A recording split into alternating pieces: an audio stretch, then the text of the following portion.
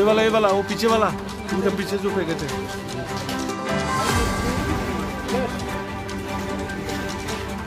देखो ना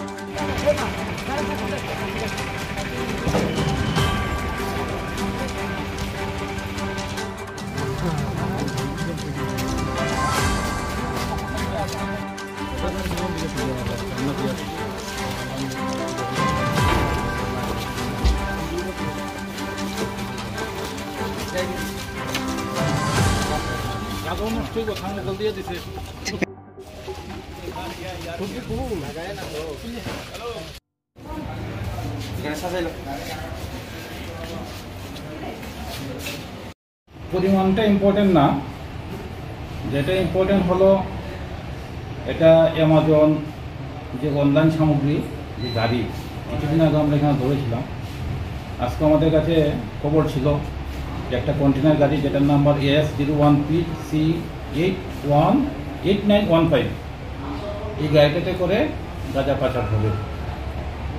তো গাড়িতে চেকিং হয়েছে, চেকিং করে 21 কেজি গাঁজা পাওয়া গেছে। এই গাড়ির যে ড্রাইভার রতন দেবনাথ, যার বাড়ি কাঞ্চনপুর, তাকে অ্যারেস্ট করা হয়েছে।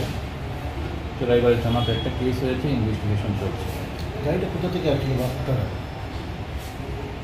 যতটুকু আপনাদের কাছে শেয়ার করা যায় সেটা হলো আউটলক দিকে থেকে আসছিল, ওকে বলা হয়েছিল গুয়াহাটি নিয়ে যাওয়ার জন্য। স্যার আনুমানিক বাজার মূল্য কত হবে? কালো বাজার বাজার মূল্য কালো বাজারের মূল্যের মধ্যে বিরাট ডিফারেন্স। তো বাজার মূল্য প্রায় 3 লাখ টাকার মতো হবে।